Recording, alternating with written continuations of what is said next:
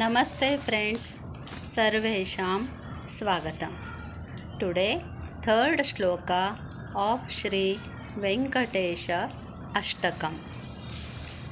Govindo Gopati Krishno Keshavo Garudadhvajaha Varaho Vamanashchaiva Narayana Adhokshajaha.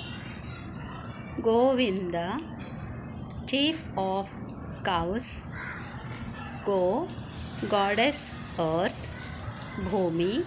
So, Govinda is the one who is respected by goddess earth.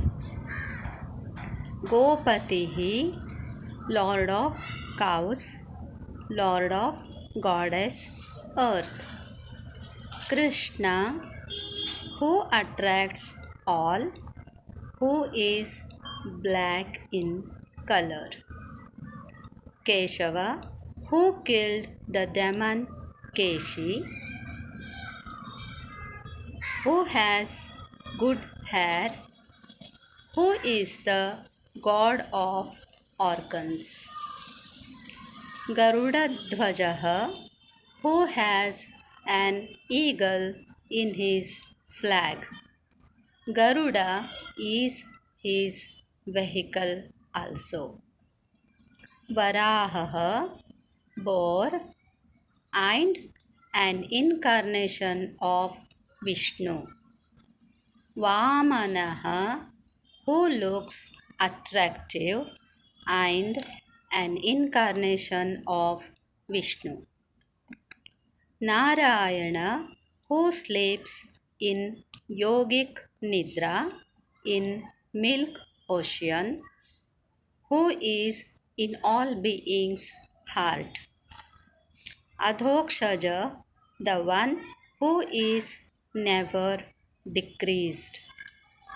Cha and Eva also.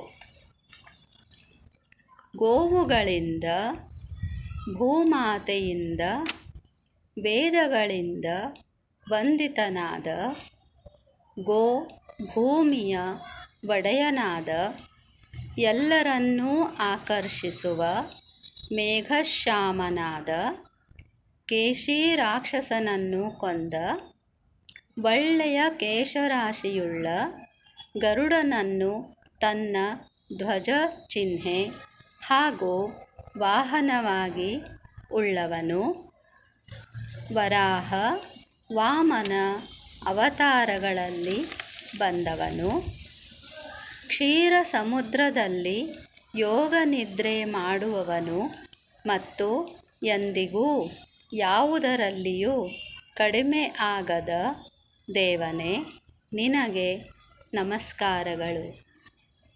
ಧನ್ಯವಾದಃ. Thank you.